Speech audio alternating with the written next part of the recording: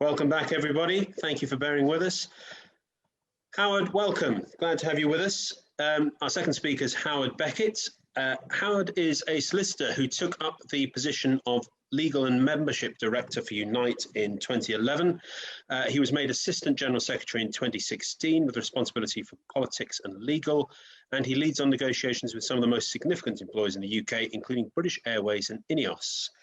Howard was a strong advocate of Jeremy Corbyn and is a candidate to replace Len McCluskey as Unite General Secretary. Howard, thank you very much for joining us.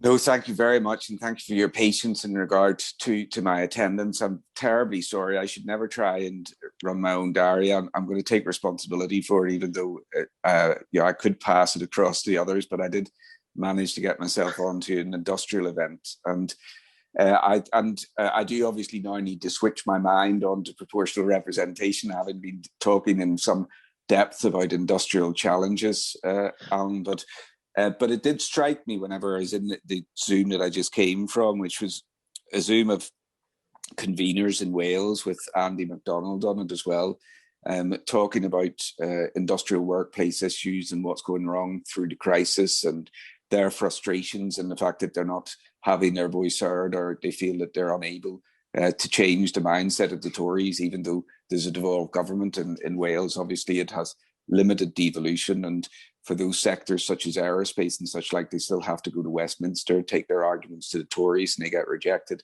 It did strike me that there is a complete synergy with that and the arguments about electoral reform. Certainly there is for me.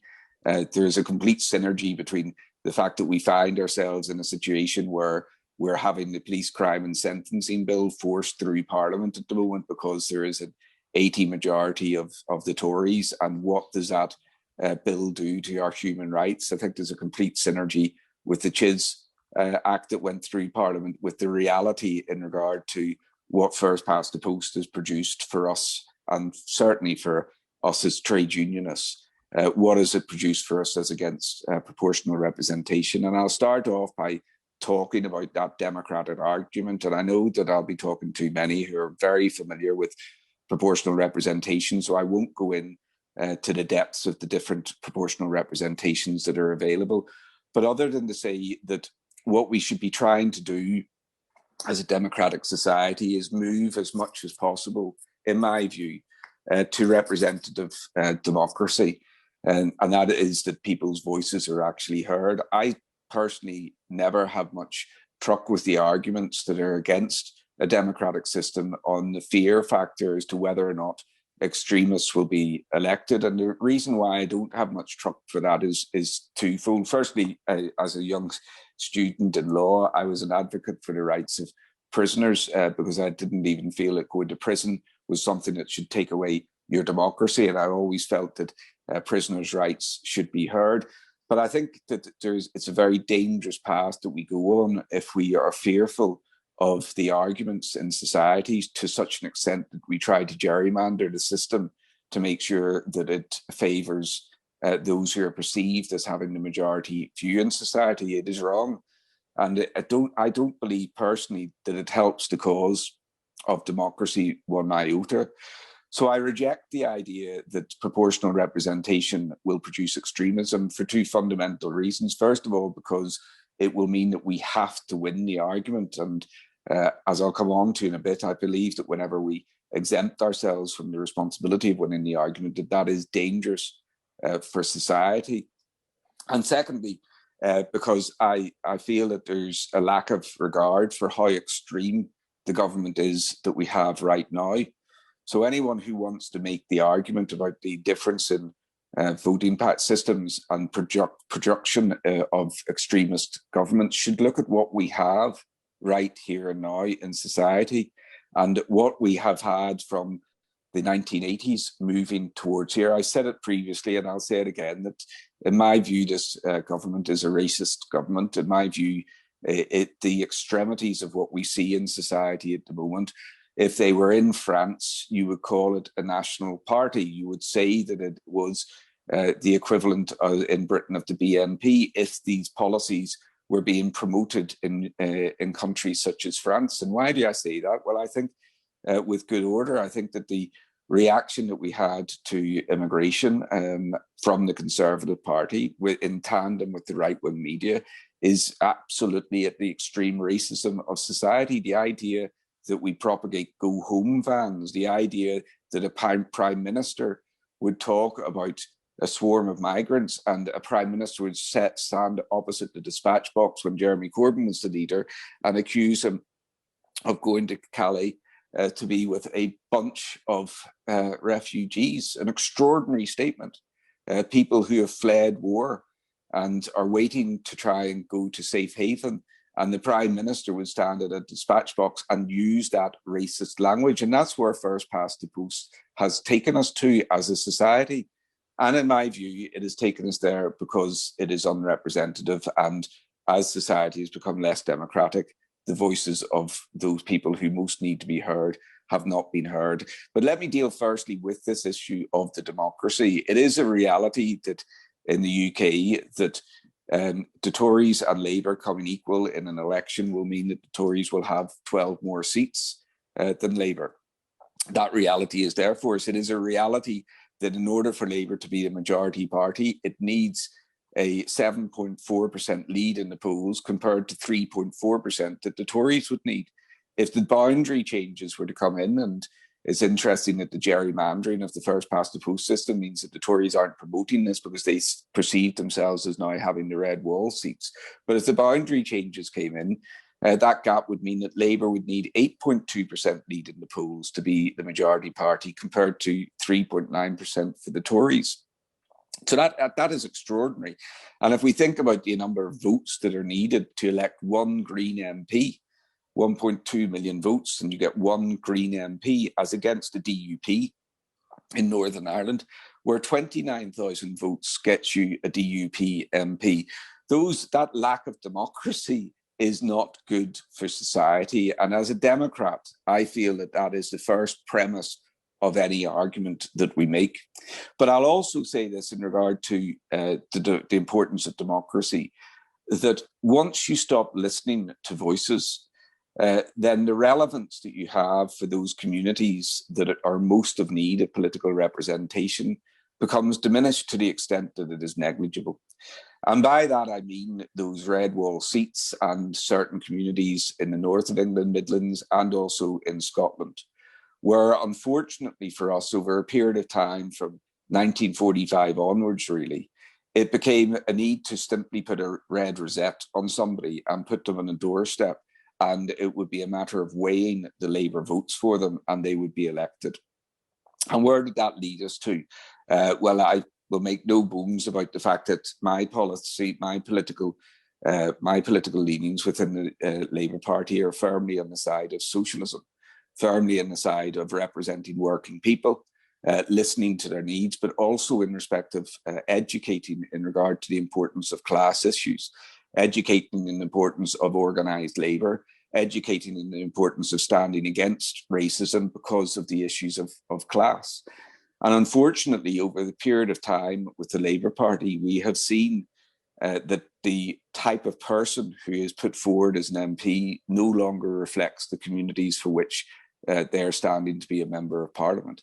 And that is because they have not needed to. That is because those people have been expected to vote Labour regardless as to who the person is that they're voting for. And unfortunately, regardless as to the manifesto that is presented on behalf of Labour. And I'll reference a number of examples, Alan, in respect of where I feel that has taken us to. Firstly, I feel that we lost Scotland because of that reality, because of the fact that in a first past the post system, it was expected that Labour would always win Scotland. And what happened there was that the SNP, regardless of what people may feel about the SNP's politics, whether or not people feel that the SNP have a socialist agenda or whether or not they have a nationalistic agenda, what the SNP very much realised was that Labour had become a party of establishment in Scotland, no longer a party of community organising, no longer trying to get out there into the communities to listen to those communities and to represent their needs. And most definitely, in Scotland, Labour was no longer talking of class issues. And what happened as a consequence of that was that a vacuum was created That vacuum existed between Labour core supporters and the Labour Party establishment in Scotland, and it was filled by the SNP. And the SNP were ultimately successful to the extent that the roadmap back for Labour in Scotland is probably one that none of us can see an easy path back for Labour in Scotland. Certainly, there is no easy path back for Labour until such time as they grapple with this issue of independence in order to then be able to move the argument on to issues of socialism and issues of class. I think the second reference to this that is obviously in everybody's mind and is in my mind most definitely is the Brexit vote. The Brexit vote represented, in my view, a number of aspects, and there are those amongst us on this Zoom who will have voted for Remain and those amongst us who voted for Leave. One of my great regrets, and I'll say it openly because Brexit obviously is such a difficult issue. I voted as a reluctant Remainer. The reason why I did vote as a reluctant Remainer was that I did have concerns about the peace accord in Northern Ireland, the Good Friday Agreement. I had concerns about what Brexit would deliver to a border in Northern Ireland, and that became the most important issue for me within the Brexit debate, and I felt it was very much ignored within the Brexit debate at the time. Not so much now, but it was a great disappointment that within that Brexit debate, nobody was making an argument to working class communities in the Midlands or the north of England, or indeed in Scotland, but working class communities anywhere. We're not hearing an argument about a socialist Brexit, about Alexit. Nobody made that argument.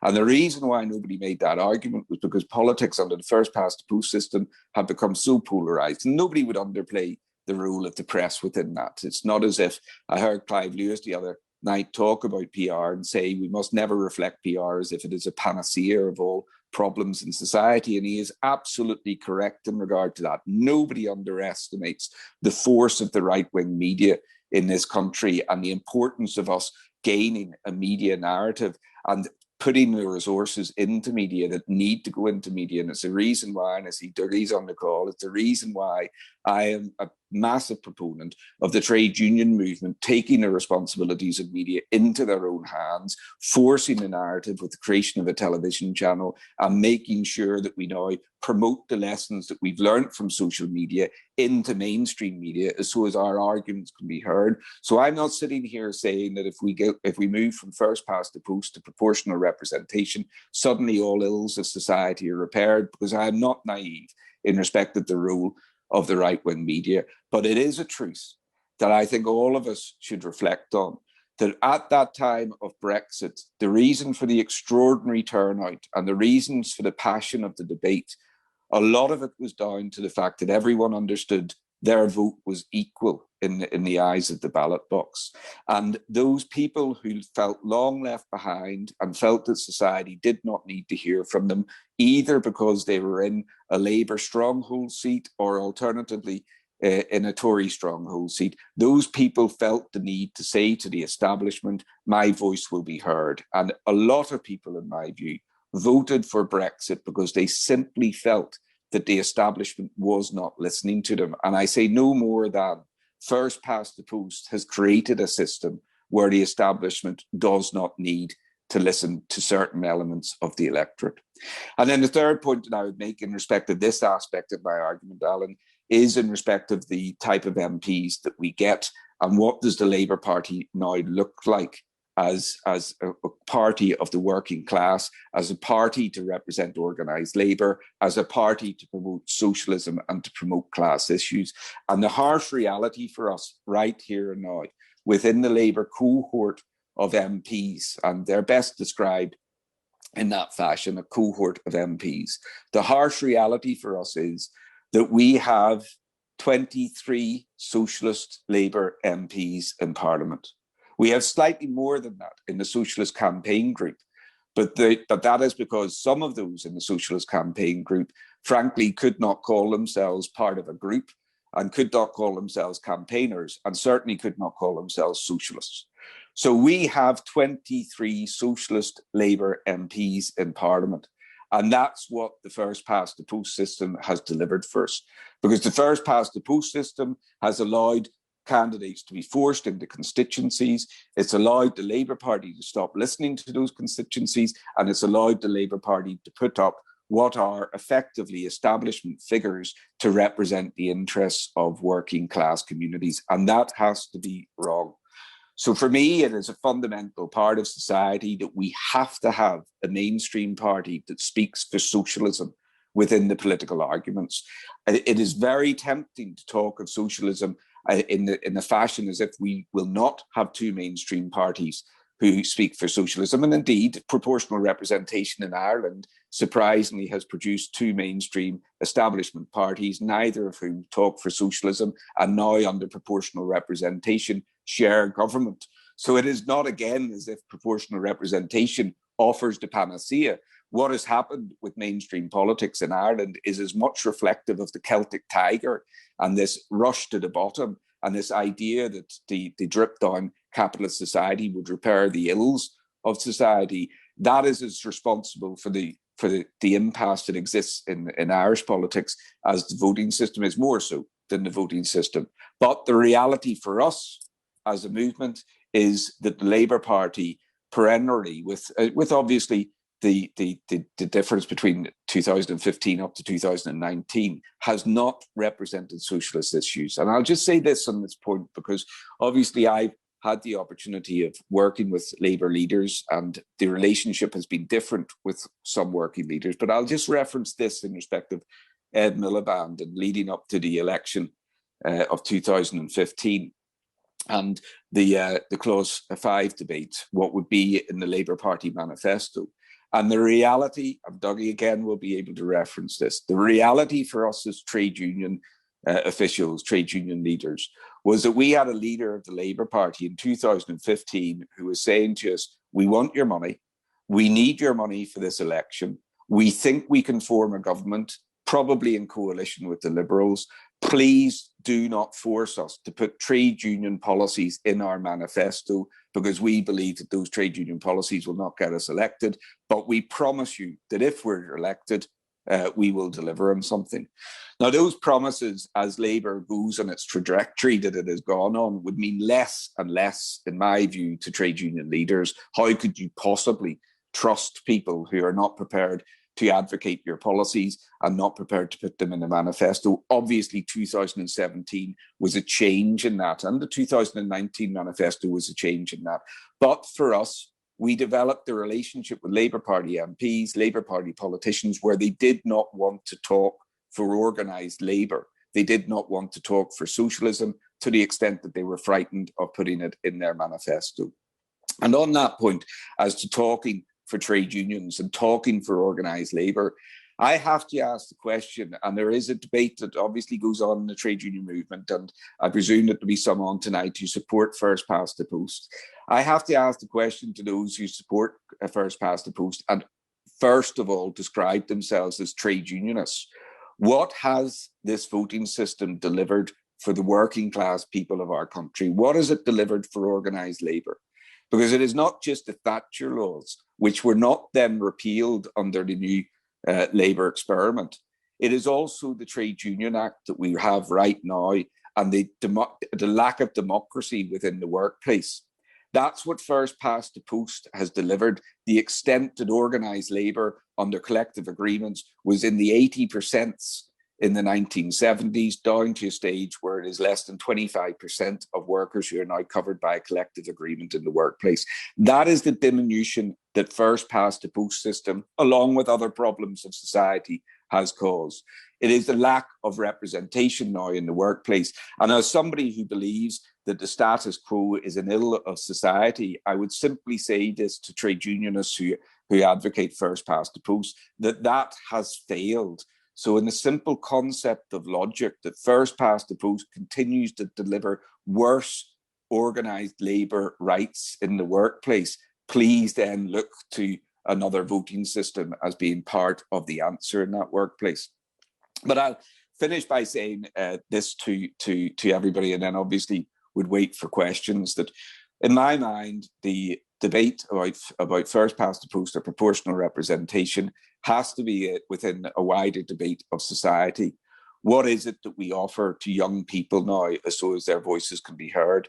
I personally felt and hoped in 2017 that the genie was out of the bottle in respect of young people, that young people would once again re-engage with politics and believe that politics and being part of a movement could change their lives. And I felt in 2017 that it was only a matter of time before we would be in number 10 Downing Street with a socialist government, because young people had realised that there was a different path now in society, and young people had realised that if they organised and were part of the debate, that nobody could defeat them.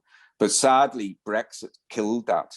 There's many reasons as to why Brexit killed that, and the right-wing media killed that, to a stage in 2019 where young people were no longer engaged again. And we have to find a narrative now that makes young people believe that their voice in society matters.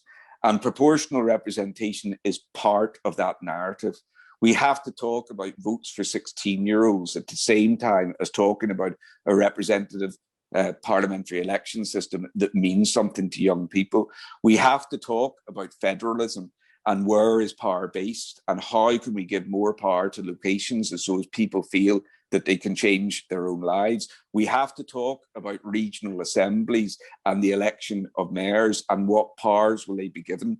We have to talk about increased devolution for Wales and Scotland, even again moving to federalism in respect of it. And we have to talk about the reform of the House of Lords and the abolishment of the House of Lords, so as it is a truly representative chamber. And I would say this also, that I view this as we must also talk about the issue of private education within the United Kingdom and what divisions that causes within society.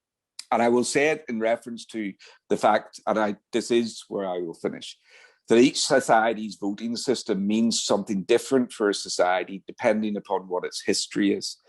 And our history in these countries is coming off the Second World War. The people returned and expected that they could change their world. They expected that they could change society. There was none of this negative talk now that we're hearing, and especially at this time of COVID, where we're hearing things like, what can we actually ask for as working class people? We should ask for the world and accept less.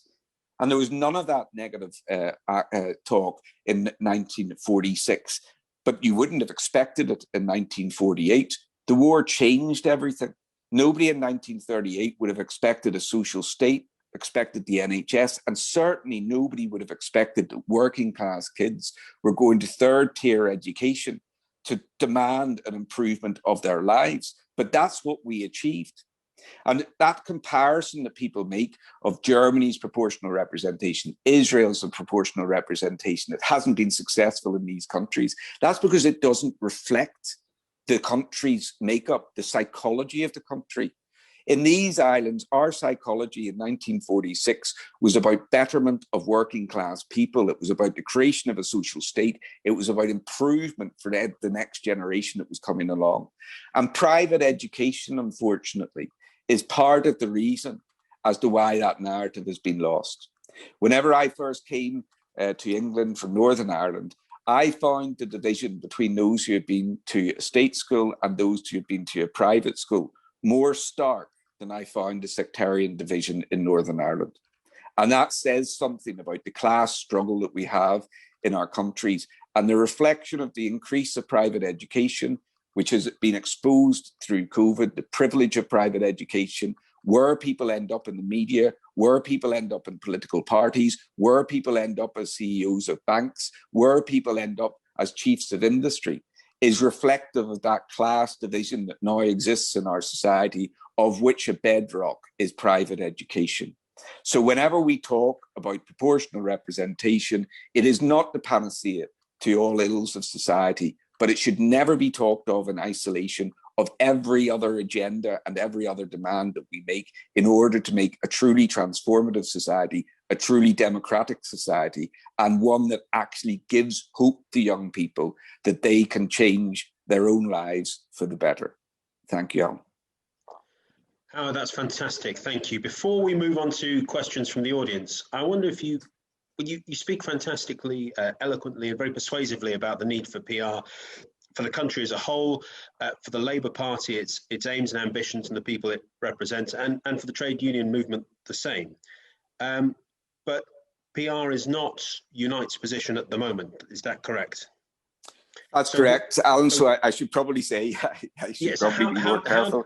How do we get from where we are now, and how does Unite get from where it is now to a position where it can help influence the Labour Party's future thoughts on electoral reform?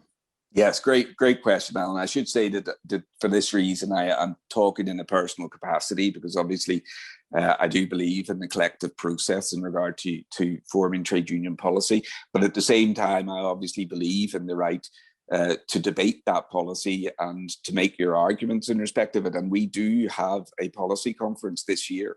And we do have motions into the policy conference in respect of proportional representation. And for me, it is vitally important that I do talk about proportional representation and make that argument. Some people will reject it. It's been rejected once before, Alan, and because after the last policy conference, it was to be, we were to go out to our constitutional committees and make the arguments, and then it would come back to the executive, and the executive would form an opinion about whether or not it was proportional representation or first past the post. I was at that time playing a role in West Midlands region as regional secretary for the West Midlands, and felt that my voice on a national basis was not heard as a consequence of it. The West Midlands was the only regional committee that voted in favour of Unite taking a position of one in favour of proportional representation. All of the other regions, unfortunately, voted for first past the post. So on this occasion, in that I hold a national position, and in that obviously I've been given a profile because of certain things that are going on within Unite, and also because of the Labour Party, I feel that it is a responsibility for me to take the argument out there in regard to proportional representation. If people refuse, and there will be a new General Secretary in all likelihood who will take the Unite Policy Conference, and if people refuse to put those motions on the table and want those motions debated at the Unite Policy Conference, then they will be debated.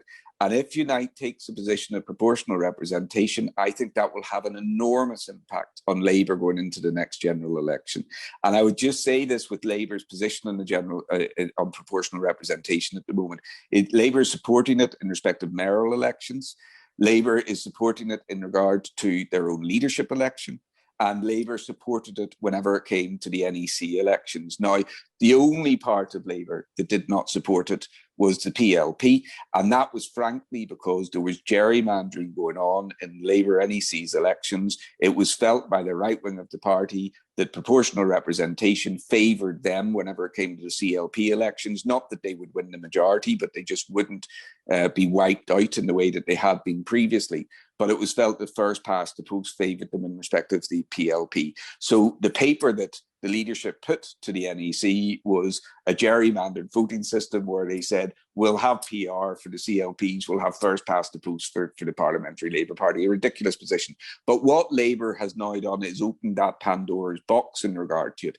And if we can get the left unions supporting proportional representation, and if we can get the left membership of Labour, which seems to be moving in this direction, supporting PR, then I believe that we can form a coalition on the conference floor that can get Labour to a position of supporting proportional representation. And nobody, whenever we're saying this, should be blinded by the fact that Keir Starmer will be thinking about his own ambitions and wanting to be in number 10, and what electoral system makes him more appealing to the other minority parties in Parliament in the eventuality of no party having an overwhelming majority. Thank you. That was a very full and quite upbeat answer.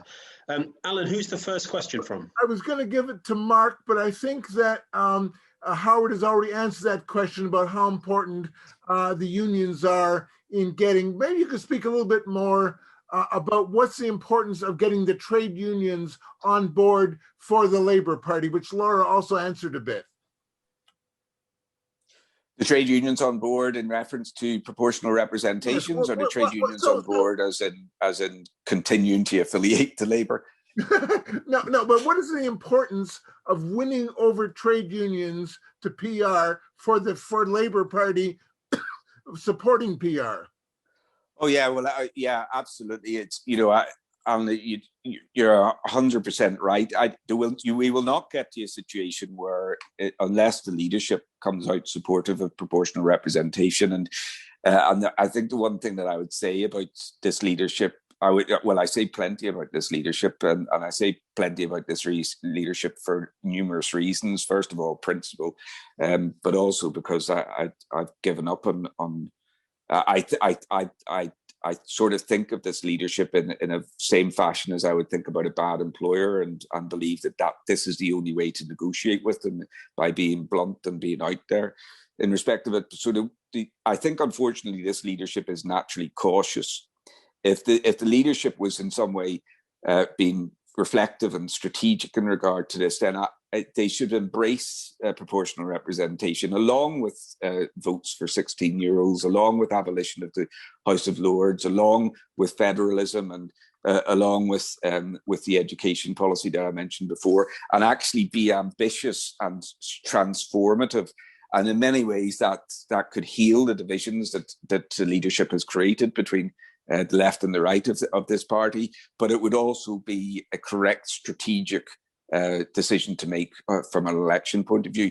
If the leadership did that, then it would be my view that all of the trade unions would immediately come on board in respect of it. Even the Unison and GMB, if the leadership were promoting this, I believe that they would follow. The leadership should, in my view, for all of the reasons that I've said, but in my view that they won't, because they're just a naturally cautious people, that not just Keir Starmer himself, but those people who he surrounds himself with are simply naturally cautious. But if the left unions, PCS, are obviously behind proportional representation, if the other left unions, the 7 total, if the Bakers came in, if the FPU came in, if CWU came in, if Unite came in, if the left unions are behind proportional representation and electoral reform as a package on that conference floor, then I believe that the left, the trade union leaders, the Labour leadership will have no option but to listen to them, and listen also to the left CLP membership, who are very much in favour of proportional representation. So I'll just simply say this, that I, in my view, it's a battle that is there to be won. This is no longer some academic debate, and we have to move beyond this idea that those who support proportional representation are anoraks. People have to start understanding that this is about transformative policies, and this is about engagement with people. And once you lose engagement with a generation, that's whenever you lose policy and you create these vacuums that the far right fill. This is an exciting proposal of electoral reform, one that we should embrace as a movement. And I just finished by saying that the clue is in that last phrase, a movement. It is our responsibility to keep on moving society and move society towards justice. Okay, Carol Braithwaite, is sort of related to what Howard was talking about. Can you ask your question? Carol? Sorry about that, guys. Hi, Howard. Great speech. Feel really sort of like inspired by what you're saying.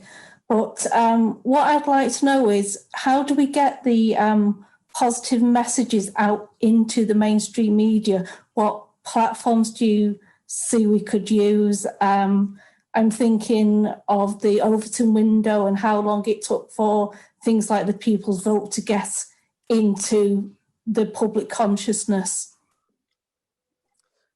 Thanks, Carl. It's a great question. I suppose I have to start this with premising everything on that. I am, without doubt, somebody who looks at the glass as being half full, and think that we have a responsibility as that. I think leadership, and whether that be trade union leadership or political leadership, has a responsibility to be optimistic about their vision of society. Otherwise, you cannot give hope to people. And I look at this positively, what we've been through in respect of the COVID. I look at it positively for a number of reasons. First of all, I don't think people can hide from the inequalities of society. Secondly, I believe that in the fact that they can't hide from those inequalities of society, it gives us an enormous opportunity to own the narrative going forward. I referenced 1946 before. Well, I'm not sure that there's been any other more significant time since 1946. 140,000 people have lost their lives, substantially more than the London Blitz.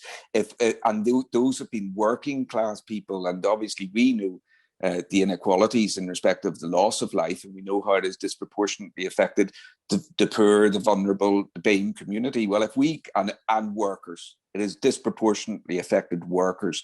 This nonsense that people are talking about now about contractual responsibility for workers to get the vaccine, as if workers have wanted to be in workplaces where their lives have been put at risk. Absolute nonsense. So if we can't take from that ownership of this message coming out of COVID, then we will be leaving ourselves in the wilderness. And I do not believe that the trade union movement will be in the wilderness. I say optimistically about the trade union movement that the Tories have tried to kill us. New Labour have tried to kill us. They've legislated against us. They've done everything in respect of insecure work to try and beat us. COVID is now trying to beat us. Well, we're still a movement, 6 million strong. We still engaged the whole of society in 2017. We still touched the doors of power in 2017. And we're still the only people offering an alternative for society. The right wing offer nothing by way of an alternative for society. So I remain positive about where we can take it to. And the last reason, Cara, to answer your question as to how do we do it? Why am I positive in respect of it? Because we've learned all new techniques in COVID time. This meeting tonight, I've just come off a meeting that's placed in Wales and now placed in a meeting in the Northeast. We're seeing social media explode in a way that, even 18 months ago, we wouldn't have seen the likelihood of it. All these alternative media channels that are now springing up. I do a regular slot on Socialist Telly and it gets 35,000 views. These are people who simply are doing it with their own energy and their own resources. Can you imagine if the unions decided to create its own media arm and get the message out there and own the narrative? People ask me the question about where should Unite's political fund go to. Our political fund at this moment in time is at £19 million. I ask myself the question, would I trust that money to Keir Starmer, or do I trust it in the trade union movement, creating a community-based organisation of change with media and people's ability to connect right at the forefront of it? I would trust the union movement at this moment in time. So I would say very clearly that coming out of COVID, we can own the message, and if we adopt the practices of those people who've been so popular and so ambitious on social media and expand them into television channels and YouTube channels, I believe that very quickly we can change the narrative. Okay, I'm just going to give a little advance notice here of whose questions are coming. First, Nicole Haydock on what Labour's future is in the next election. Then Laura Parker on what's the chances of the left unions getting together. And then coming up with Ian Glenister about, maybe PR might lead to a split in the Labour Party. What do you think about that? So, Nicole, you go first.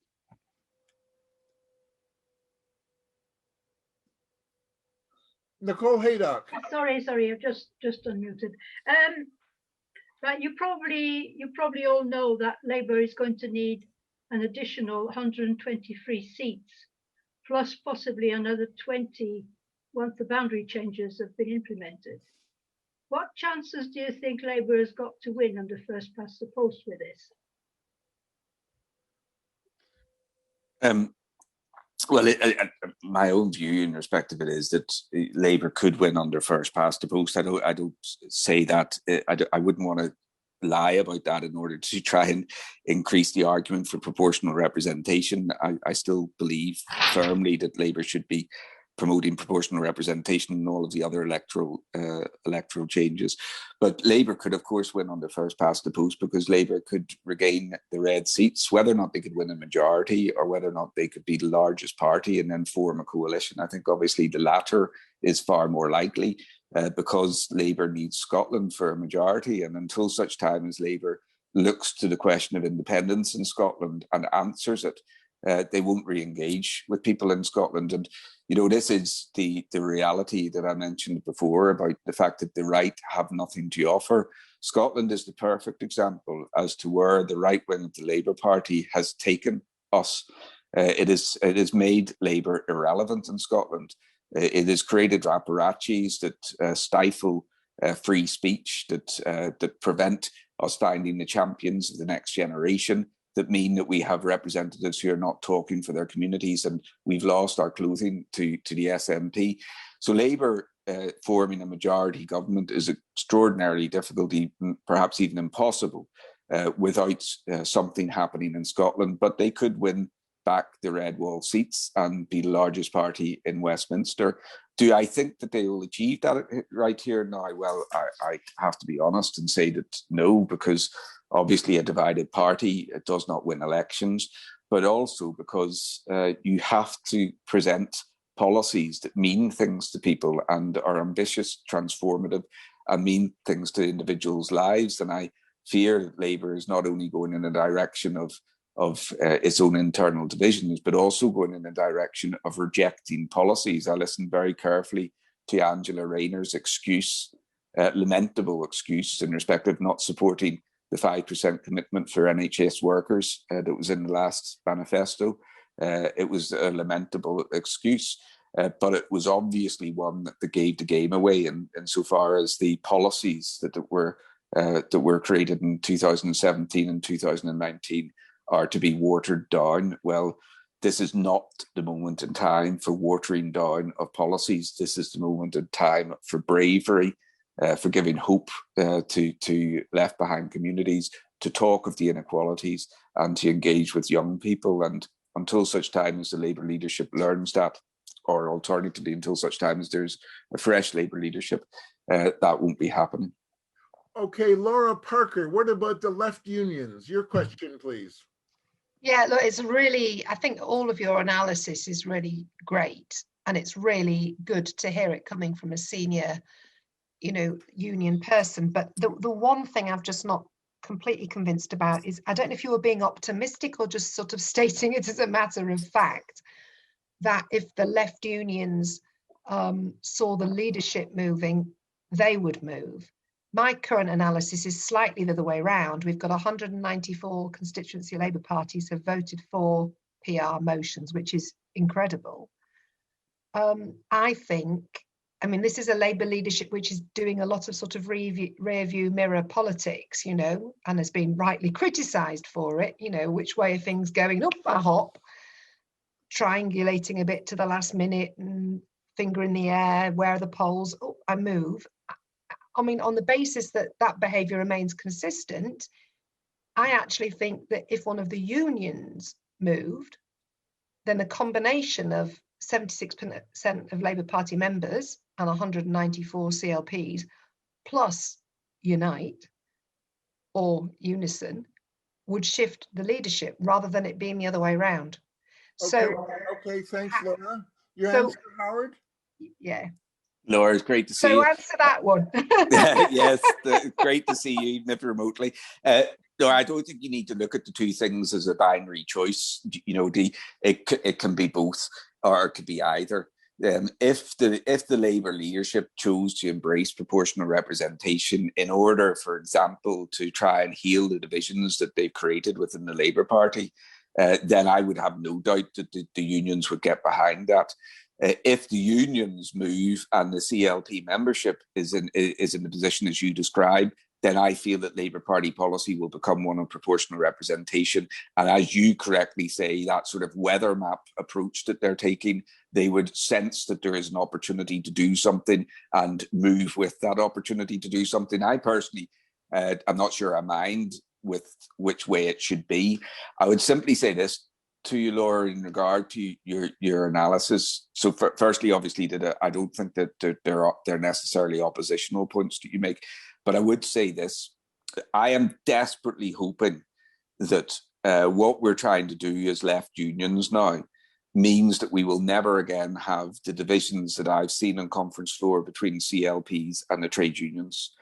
Desperately hoping that the left trade unions, of which Unite is obviously one, sees its relationship with the left membership as more important than its relationship with right trade unions, and vice versa. This is now a battle between left and right. It's a battle of ideologies, and we have to win it. And we have to win it because the right don't offer any alternative. They don't offer any vision for society at all. So I don't mind which way it is, whether or not the Labour leadership makes that move or whether or not it's the left unions that make that move. But one thing I would say is, if it was the left unions that make the move in coalition with the left membership of the Labour Party, then that's to the good of all of us. Okay, we're really kind of going on and on here. I don't want to keep Howard too long. I don't want to keep the audience too long. One question for Ian Glenister. Ask whatever you want. There's so many good questions here, folks. Ian? Okay, thanks. Hi, Howard. If we do get PR somewhere down the line, there'll be a big opportunity to change the electoral landscape. And one of those opportunities would almost certainly result in the Labour Party splitting. And, that if it was PR over the last 4 years, it's quite easy to see why it would split and how it should split, perhaps.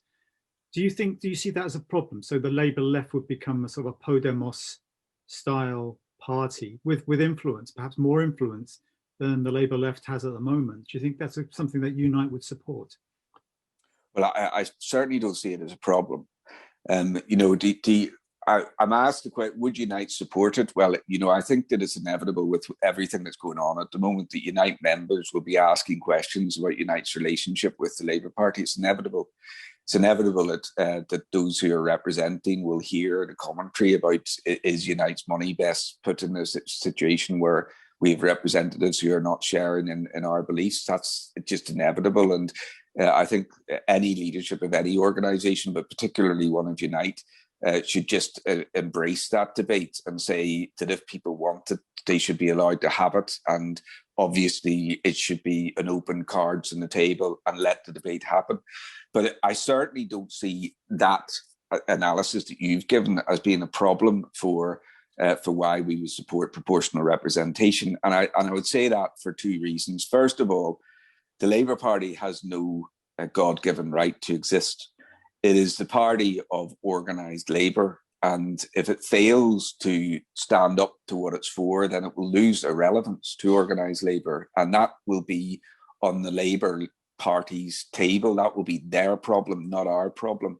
Even though it is talked of as the trade union movement Unite affiliates to the Labour Party, I think that's a simplistic analysis that is based on the fact that we give money to the Labour Party. In truth, the Labour Party affiliates to the trade union movement. That's how the relationship should be perceived.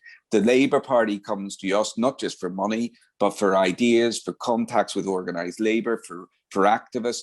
And if the Labour Party does not want to be relevant to organised labour, then organised labour will go elsewhere. And that's the harsh reality of it. But in a parliamentary system, as you described, it's my personal view that, and who knows, this is a bit of a crystal ball analysis, but it is my personal view that you're right, Ian, that in those not necessarily in regard to divisions, but you're right in respect that, because Labour obviously may well go back to this analysis of being a broad church, but you're right insofar as how do we influence policy.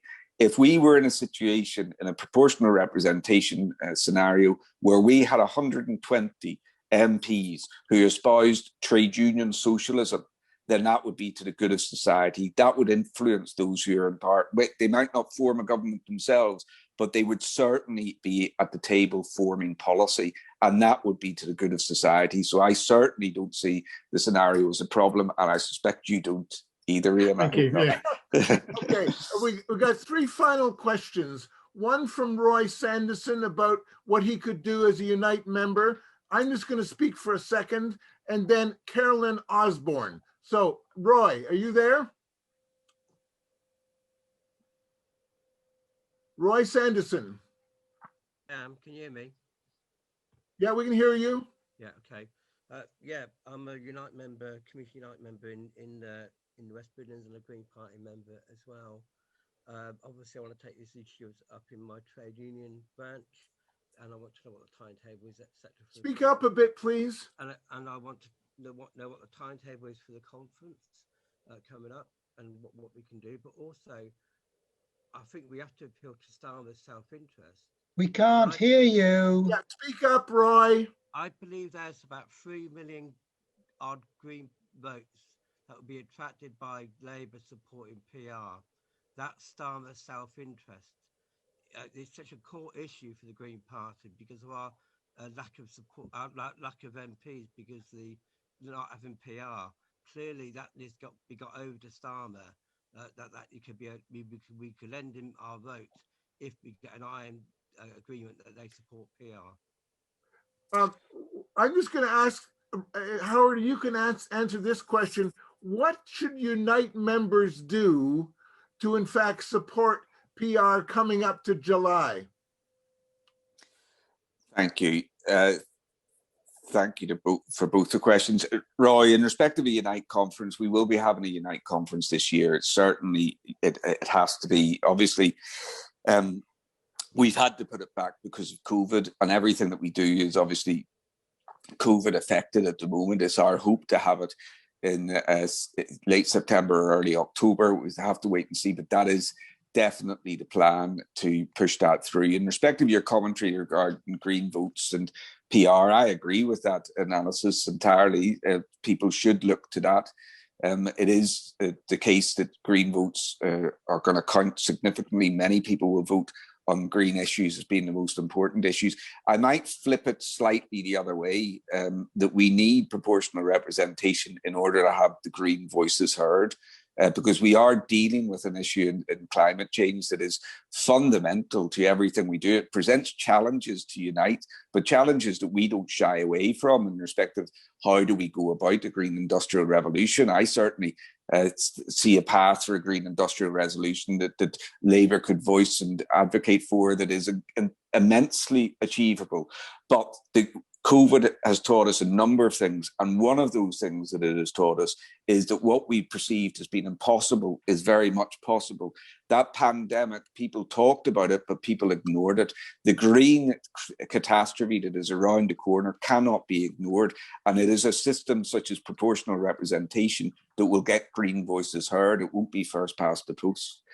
Alan, in respect of the motions and as Unite member, what can we do leading up to July? I presume that's because of the policy conference. The policy conference is, in my view, likely to be September or October. Okay. What can we do? You need to influence your delegates. You need to influence your regional committees. We need to talk with passion about electoral change and what it can achieve for socialism and trade unionism. We should never deny that there are other problems of society, such as the media, obviously, that we have to address. But we need to start talking to people about the fact that proportional representation is a fundamental cornerstone in respect of reversing the neoliberal path of society and allowing the voice of socialists to be heard. And that conversation should be had at all of your committees within Unite leading up to the policy conference, because people should say very clearly those motions should not be taken off the table at the policy conference. They should be debated in full because of the importance of what we're talking about.